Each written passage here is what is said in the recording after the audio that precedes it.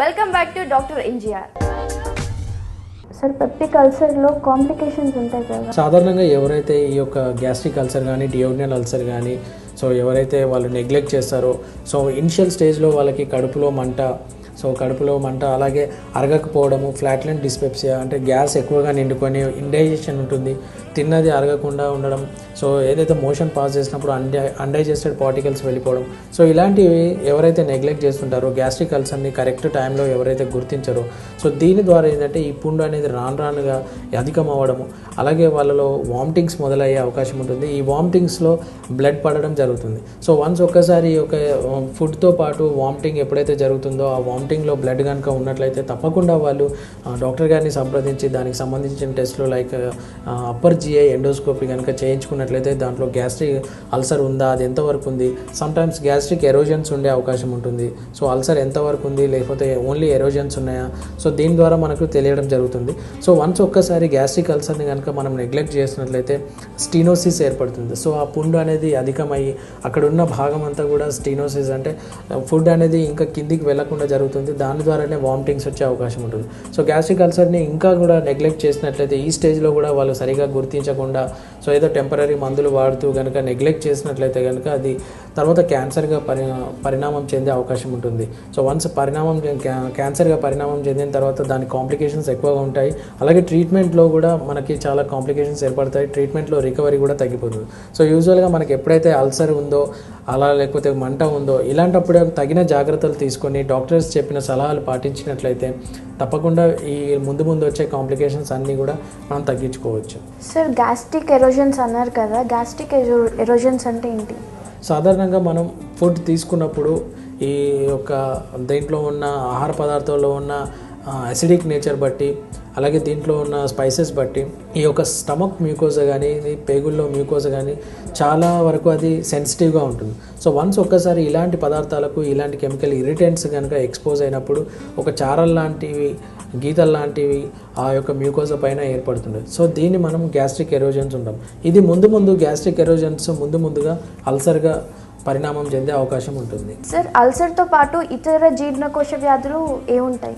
సాధారణంగా అల్సర్తో కాకుండా ఇతర 60% ఆఫ్ ద పీపుల్ ఇంకా ఏంటంటే ఫ్లాట్లెంట్ డిస్పెప్సియా అంటే గ్యాస్తో కూడుకొని అజీర్తి అంటుంటారు. ఫ్లాట్లెంట్ డిస్పెప్సియా కానీ చాలా వరకు హయాటస్ హెర్నియాతో బాధపడుతుంటారు. ఈ హయాటస్ హెర్నియా అంటే ఏంటంటే స్టమక్లో ఉన్న కొంత భాగం ఈ యొక్క ఈసోఫాగల్ స్పింక్టర్ ద్వారా ఈసోఫాగస్లోకి చొచ్చుకొని రావడాన్ని హయాటస్ హెర్నియా అంటారు.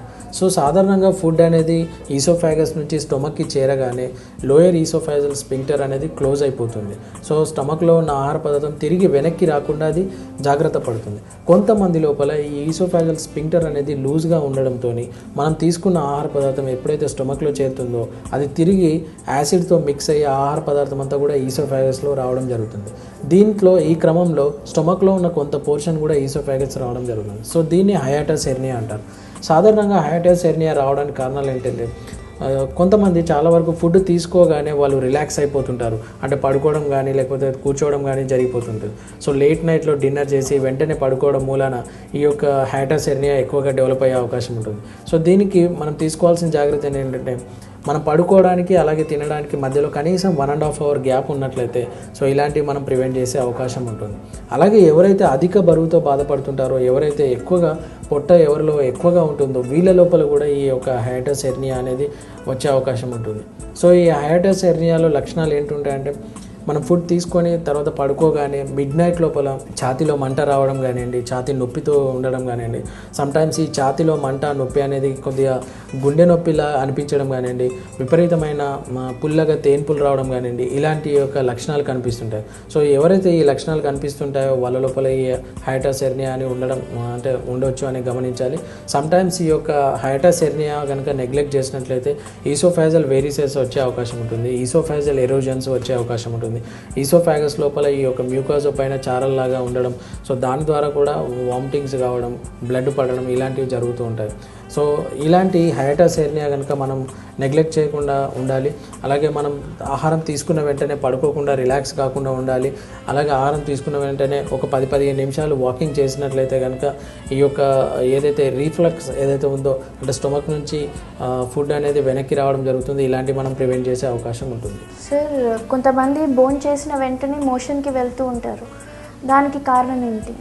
యూజువల్గా భోజనం చేసిన వెంటనే కొంతమంది మోషన్ పాస్ చేస్తూ ఉంటారు. సో దీంట్లో ఏంటంటే ఎవరైతే మార్నింగ్ పూట ఈ మోషన్ సరిగా పాస్ చేయరో, ఎవరైతే పూర్తి స్థాయిలో మోషన్ కనుక పోరో, ఎవరైతే కాన్స్టిపేషన్తో బాధపడుతుంటారో, సో వీళ్ళ లోపల ఏంటంటే ఈ యొక్క ఇన్కంప్లీట్ ఎవాక్యుయేషన్ మార్నింగ్ పూట ఉండడంతో వాళ్ళు భోజనం చేసిన వెంటనే ఆ రెక్టంలో ప్రెషర్ అనేది క్రియేట్ అవ్వడం జరగడంతో సో మోషన్ అనేది తిన్న వెంటనే పాస్ చేస్తుంటారు. సో సాధారణంగా ఎవరైతే మార్నింగ్ పూట మోషన్ కరెక్ట్గా పాస్ చేస్తారో, సో ఎవరైతే కాన్స్టిపేషన్తో బాధపడరో వీళ్ళ లోపల ఇలాంటి ఛాన్సెస్ తక్కువ ఉంటుంది.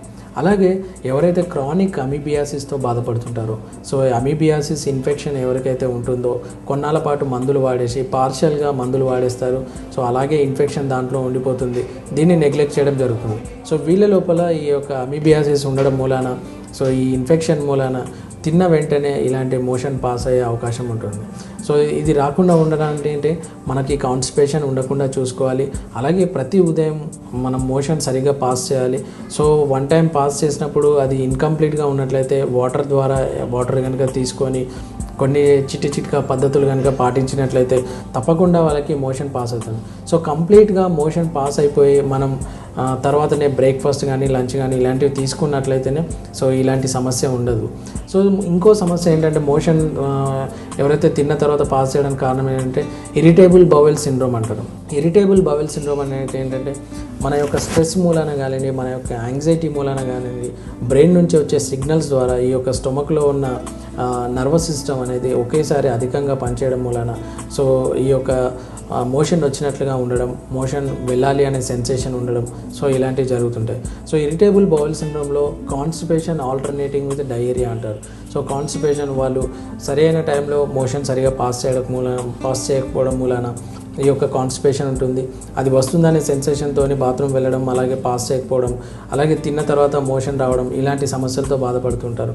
సో ఇలాంటివి కనుక ఇరిటేబుల్ బౌవెల్ సిండ్రోమ్ ఉన్నట్లయితే వాళ్ళ యొక్క మానసిక ఒత్తిడిని తగ్గించుకోవడం మంచిది. సో దీనికి ఎలాంటి యాంగ్జైటీ న్యూరోసిస్ ఉండకుండా ఉండాలంటే వాళ్ళలో ఉన్న ఇన్ఫీరియర్ కాంప్లెక్స్ని మనం ఈ పర్సనాలిటీ డెవలప్మెంట్ క్లాసెస్ ద్వారా వాళ్ళు తగ్గించుకోవాలి. అలాగే ఒత్తిడి నివారించుకోవడానికి వాళ్ళు మెడిటేషన్ కానివ్వండి, ఎక్సర్సైజ్ కానివ్వండి ఇలాంటివి కనుక చేసినట్లయితే సో ఈ యొక్క ఐబిఎస్ సిమ్టమ్స్ మనం తగ్గించవచ్చు. ఇప్పుడు డాక్టర్ ఎన్జిఆర్లో బ్రేక్ తీసుకుందాం.